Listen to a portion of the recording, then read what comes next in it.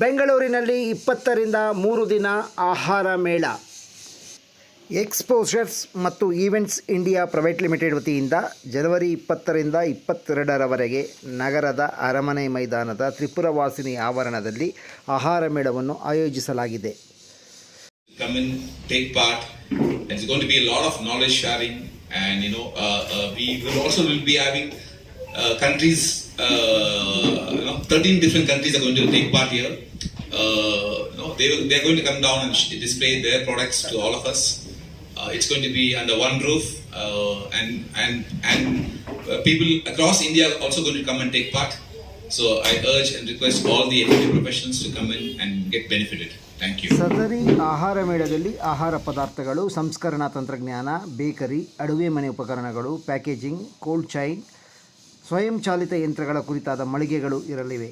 ಮುಖ್ಯವಾಗಿ ಸ್ವಚ್ಛತೆ ಮತ್ತು ಸ್ಥಿರ ಪರಿಹಾರಗಳ ಕ್ಷೇತ್ರದಲ್ಲಿ ಅರ್ಹ ಖರೀದಿದಾರರು, ತಯಾರಕರು, ಸರಬರಾಜುದಾರರು, ವಿತರಕರು ಮತ್ತು ಪರಿಹಾರ ಒದಗಿಸುವವರೊಂದಿಗೆ ನೇರ ಸಂವಹನವನ್ನು ಕೂಡ ಏರ್ಪಡಿಸಲಾಗಿದೆ ಎಂದು ಪತ್ರಿಕಾಗೋಷ್ಠಿಯಲ್ಲಿ ಸಂಸ್ಥೆಯ ವಕ್ತಾರರು ಮಾಹಿತಿ ನೀಡಿದರು.